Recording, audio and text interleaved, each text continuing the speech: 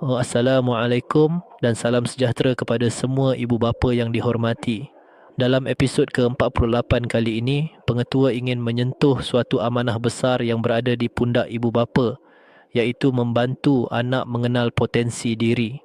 Potensi ini bukan sekadar kebolehan akademik, tetapi juga kelebihan unik yang Allah kurniakan kepada setiap anak.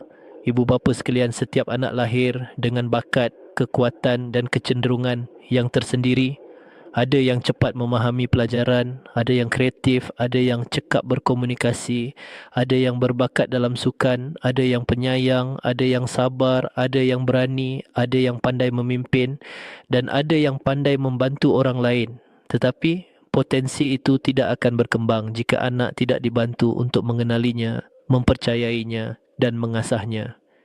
Ingatlah, anak yang kenal potensi diri akan lebih yakin. Anak yang kenal potensi diri tidak mudah terpengaruh.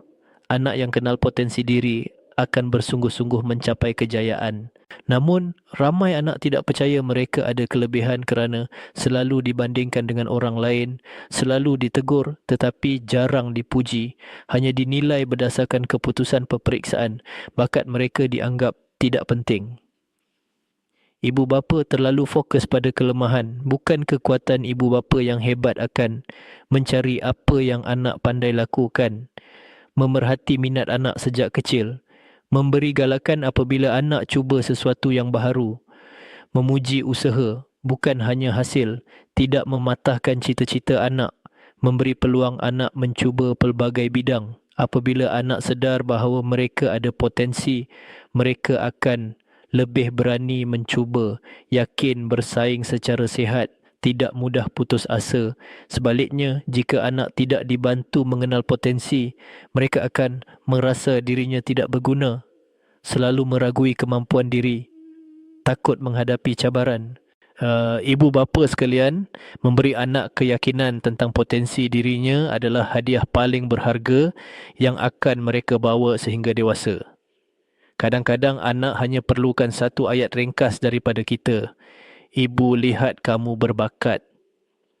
Ayah percaya kamu boleh. Kelebihan kamu sangat berharga. Ucapkanlah selalu, sokonglah selalu. Kerana kata-kata kita adalah pintu untuk anak percaya pada dirinya sendiri.